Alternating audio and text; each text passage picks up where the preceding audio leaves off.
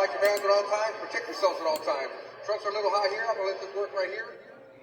Yan po mga kaloydi. Atin pong pinapanood ang laban po ni Jimwell Pacquiao.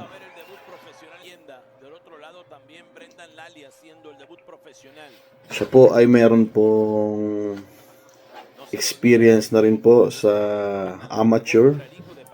Yan, ito po yung first time niya sa pro. Yan, ito po is nag-start po yung round 1. Ayun. Medyo matangkad yung kalaban niya po, ano? So, winarningan ng referee. Kasi po may tendency na magkaroon po ng headbutt.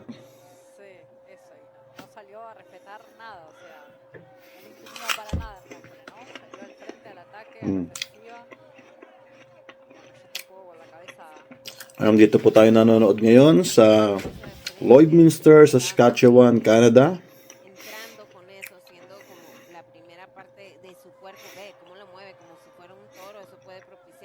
Diyan po sa Pilipinas ay baka ngayon po ay umaga po. Dito po ay mga 11 na po ng gabi. Yun. Nakaka-connect naman po si Jimwell.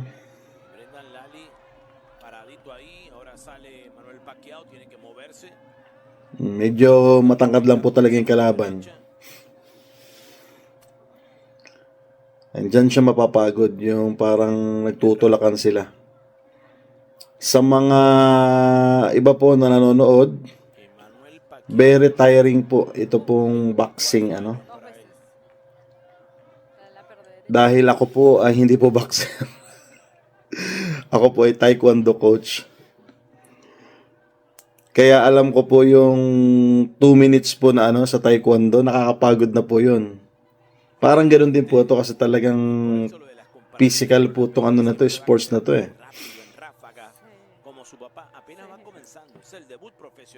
Ayun, sayang. Kala ko matatamaan. Yun. Nakakasingit yung kalaban. Ginagamit po ng kalaban yung yung advantage niya, yung height. Tsaka syempre, baka mas mabigat siya ng konti na itutulak niya si Jimwell doon sa sa gilid. Baga alam din gamitin nung kalaban niya yung advantage niya, yun. Nakaka-connect na.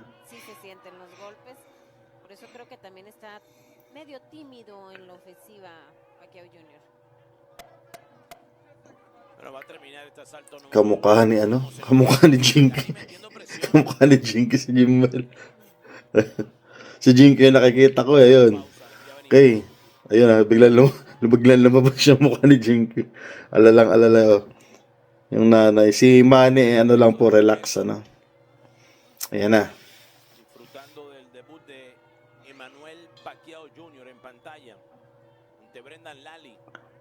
Hindi ko alam kung sinulya pa ni Jimwell eh. Sa gilid niya, gilid tumingin eh. Primero estuvo entreverado, bastante enredado, pero se lo di a Lali por estar todo el tiempo en la ofensiva, por tratar de conectar ahí en... naman, nakaka-connect naman si Jimwell. Okay din yung niya. So tingin ko yung first round, lang po, parang baka even yung score.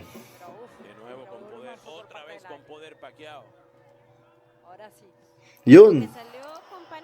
Medyo nararamdaman din yung suntok ni Jimwell. May lakas din si Jimwell. Kawawa lang din siya kasi kawawa siya in a sense na parang taas na expectation ng mga tao sa kanya kasi tatay niya si Manny,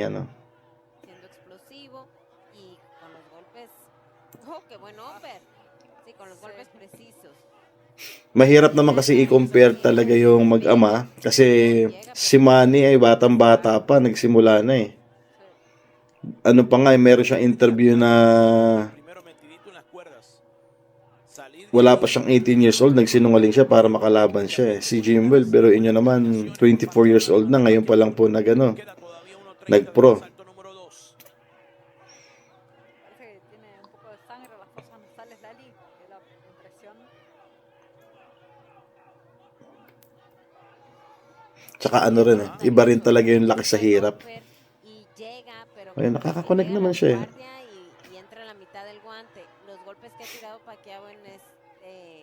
Nakaramdam din yung kalaban niya.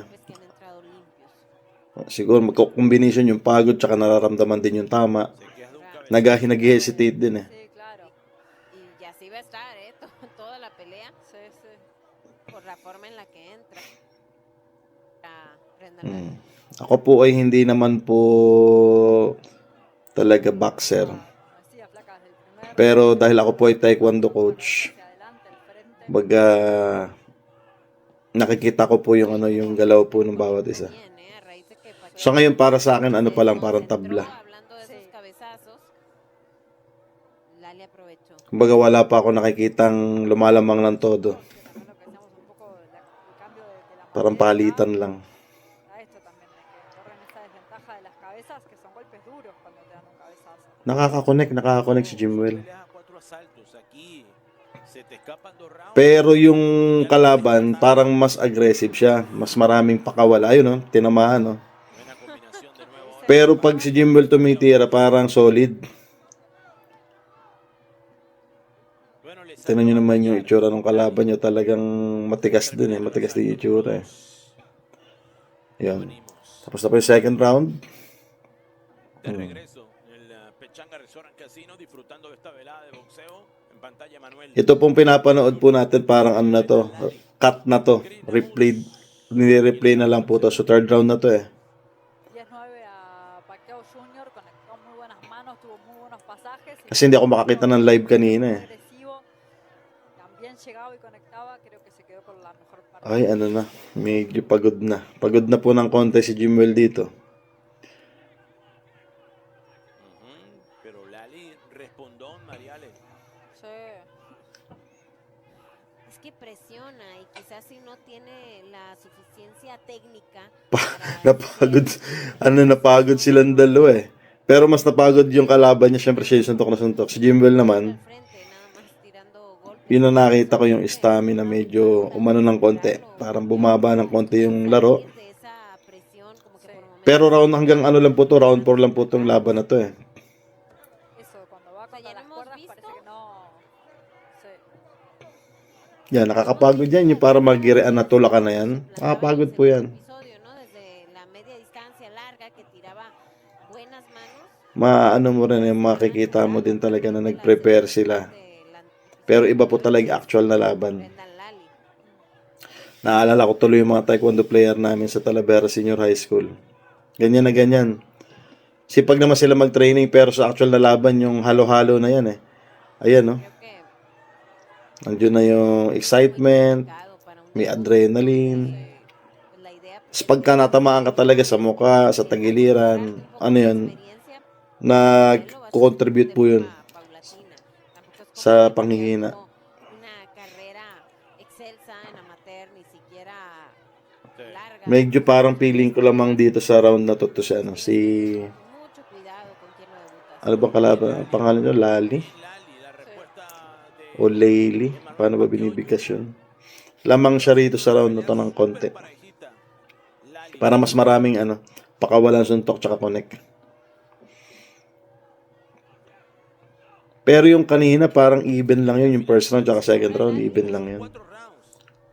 Son 4. Uy, el jab y luego el cachete. O yun, nakakaano rin. Nakakalusot din yung mga suntok ni Jim. Más constante en los episodios. Digo, sabemos para Mas marami lang pakawala yung isa. y Na suntok. rounds parejos Ayun, van a caer pues del lado de Pacquiao Jr., pero pues, Lali lo está poniendo en predicamento. Ang parang ginagawa ng kalaban. Parang may pagka-style Jeff Horn din, eh. Cuando va ahí contra las cuerdas, Yung nakalaban ni Pacquiao sa Australia. herramientas, no. Ayun, nakaka-connect si Jimwell. Ang lang kay Jimwell yung follow-up. Se le complica. Lali ya vio eso, entonces trata de todo el tiempo llevarlo ahí, a esa distancia y en esa Ayun, no? Solid yun. Oh, qué mano de Lali. Tsaka nag-iiba. Tapos si third round, nag-iiba na rin yung itsura ng kalaban eh. Si Jimwell, hindi pa yung mukha niya parang ano, Aquí, parang namumula yung kakalaban. Ano eh. May tama yun pagka ganun. emocionado. Ayan o. Fourth round, dapat ibigay na ni Jimwell para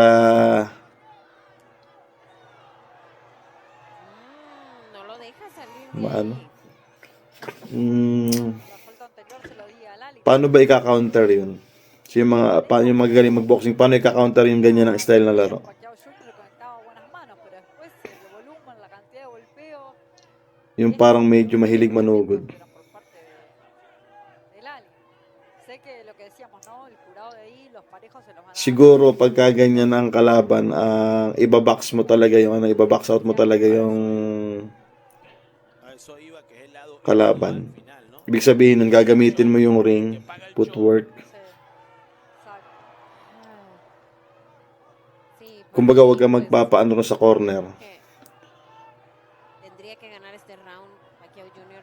para hacerse con Tapos kailangan may ano, may y Lali no lo está dejando. ang laro mo dapat yan yung magaling kang mag-counter. Los dos se ven faltos de experiencia baja. Parang yung style ni Marquez. Totalmente normal en una pelea de 4. Hindi tumatama yung counter niya pero ganun yung ano, ganun siguro yung pinapractice nila. Es que en tu debut te ponen como pelea coestelar. Ayun, parang feeling ko lamang si ano rito sa laban na to eh, sa fourth round. O sea, olvídate, ¿no? Y eso Yung le pone kalaban más niya. complicado el panorama en un deporte que sí es cierto que lo físico, la potencia es muy importante, pero Kaya lang, syempre, tinitingnan din ng judge kung ilan yung kumunek. Muchísima presión. Hindi naman porket marami po pakawalang suntok, may score yun eh. Enfrente no va a tener Yung nada kumunek yun ang de binibilang. ganarle al favorito y con ese apellido. Entonces, So, bawat side may judge yun. va a querer quedarse con la victoria, claro. Y sigue Kaya nakikita nila kumbaga iba't ibang angle. Sí. Minsan dito sa camera natin sa TV, sa point of view natin, baka may hindi tayo nakikita ng tumulusot na suntok. O kagaya niya, no? Hindi natin nakikita na tatakpan na referee. Pero yung mga judges nakikita yan sa kabilang gilid. motiva también para decir, no, olvídate, yo esta fiesta me la gano y se la quito. Marami napakawalan suntok sa fourth round yung kalaban. Los golpes limpios, claros, han sido Kumbaga mas aggressive. Pacquiao Jr., ¿no? Pero bueno, después esto de estar ahí constante y conectar, Pero yung una at saka dalawang round, ano yun? buscando de todas maneras, For the purpose ng, kumbaga sa kwan eh, hindi naman tayo expert masyado, pero parang kay Jim Willin yung dalawa na nauna. Quiero escuchar. Pero tong third and fourth, Esto sí me llama la atención. parang mas lumalamang tong ano, kalaban niya. yo creo. Ayun oh, talagang ano, no? Uy, mira cómo está la Siyempre, pag nanay ka, talagang mahirap tingnan yung anak mo. Si Manny naman, siyempre, sanay na yan. Tingnan natin. Sino mananalo? Parang may, ano, alam ni Lali na siya eh. Bueno, Lali está Alam ni Lali. buenísimo. Tingnan natin. sí, claro. Qué difícil. Actually, may konting tingin ako na si Lali.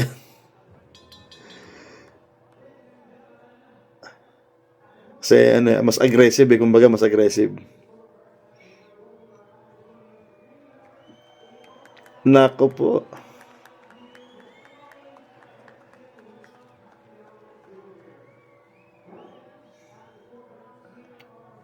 Pag sino itatas ng kamay siya yun eh.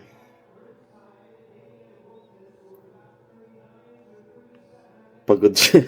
Pagod silang dalawa. Pero ano to be fair with, parehong magaling. Parehong magaling. Pero kita mo talaga yung katawan ng kalaban ni ano eh. Ay, pambira. Tabla. Bueno, no digan que no se los... Oh, pero okay na rin. Una cosa, Ang ano kasi dyan, otra cosa era el resultado. sugod kasi na sugod yung ulo ng isa, siguro parang A Pacquiao Jr. hindi maganda yung tingin ng mga judges dun sa ganong fighting style ano. Pero good na rin. Ano naman din naman nakakalayo. Ang maganda naman kay Jimwell, solid lagi yung ano yung mga patama niya. Okay, so hanggang doon na lamang po yung upload ko. Para lang ako naging komentarista ng boxing ngayong araw na to. So inabangan ko po talaga yan. Ngayon po ay malapit na po mag-midnight dito po sa Canada.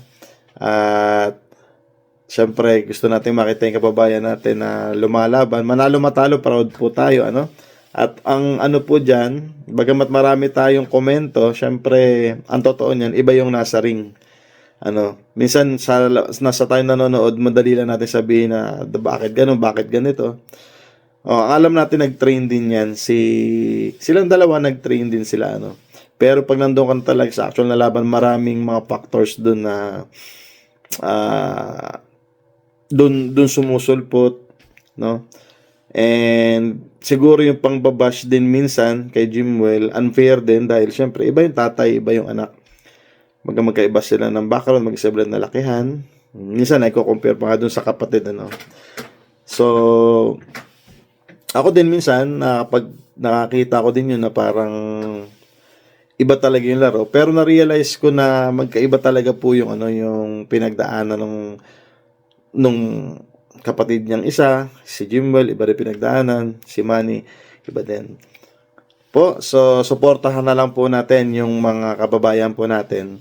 At sana patuloy pang ma-develop dahil pag sila naman po yung nanalo ay pride din po ng ating bansa. So hanggang dito na lamang po yung ating pong vlog at ang ating pong upload for today.